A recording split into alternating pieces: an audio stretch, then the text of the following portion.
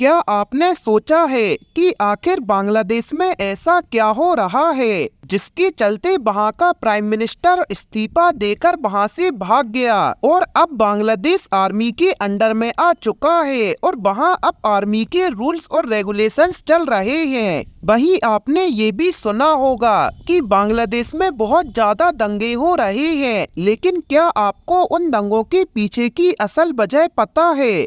अगर नहीं तो आइए आज की इस वीडियो में हम इन दंगों से जुड़ी वो बातें जानते हैं जिनके कारण ये दंगे आज इतने बढ़ चुके हैं कि वहाँ के हिंदू भी आज खतरे में हैं। तो चलिए इस इंसिडेंट को हम स्टार्टिंग से जानते हैं।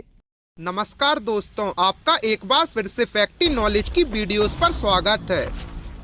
आज बांग्लादेश में जो भी हो रहा है उसकी शुरुआत वहाँ की प्राइम मिनिस्टर शेख हसीना के देश छोड़ने के कुछ दिन पहले ही शुरू हुई थी। दरअसल बांग्लादेश में एक अजीब तरह का आरक्षण है और इन दंगों के पीछे की सबसे बड़ी वजह थी वहाँ की सरकारी नौकरियों में मिलने वाला आरक्षण और आरक्षण की व्यवस्था में सुधार की मांग को लेकर बांग्लादेश के कई शहरों में कई हफ्तों से प्रदर्शन हो रहे हैं। बांग्लादेश में सरकारी नौकरियों में आरक्षण को लेकर छात्रों ने बहुत विरोध किया है और इस विरोध में अब तक 300 लोगों की मौत हो चुकी है और कुछ दिन पहले ढाका में लाठियों और पत्थरों से लैस बहुत सी छात्रों ने पुलिस पर हमला किया था।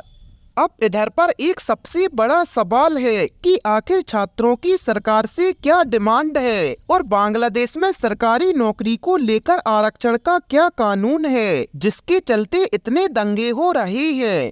दरअसल इस सब के पीछे की सबसे बड़ी वजह ये है कि बांग्लादेश में आरक्षण प्रणाली के तहत 56% सरकारी नौकरियां आरक्षित है, जिसमें से 30% आरक्षण साल 1971 के मुक्ति संग्राम के स्वतंत्रता सेनानियों के वंशजों के लिए रिजर्व है। वहीं 10% आरक्षण पिछले प्रशासनिक जिलों के लिए और 10% महिलाओं के लिए आरक्षण रिजर्व है। इसके अलावा 5% आरक्षण जातीय अल्पसंख्यक समूहों के लिए और 1% दिव्यांग लोगों के लिए रिजर्व है। और इन सभी आरक्षण प्रणालियों में से विवाद उस 30% आरक्षण को लेकर है जो स्वतंत्रता सेनानियों के वंशजों को दिए जा रहे हैं। छात्रों का कहना है कि सरकार उन लोगों को आरक्षण देने के पक्ष में है जो शेख हसीना की सरकार का समर्थन करते हैं। छात्रों का आरोप है कि मेरिट के आधार पर सरकारी नौकरियां नहीं दी जा रही और वही अभी तो वहां के सेना प्रमुख ने ये कहा है कि सेना हमेशा लोगों के साथ खड़ी है।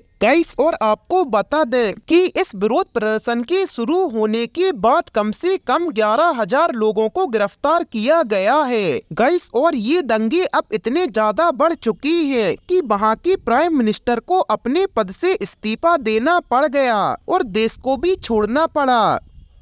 गाइस, खैर आपका इन आरक्षण के बारे में क्या राय है हमें कमेंट सेक्शन में जरूर बताएं और ऐसी ही अमेजिंग फैक्ट्स के लिए अपने चैनल को सब्सक्राइब करें।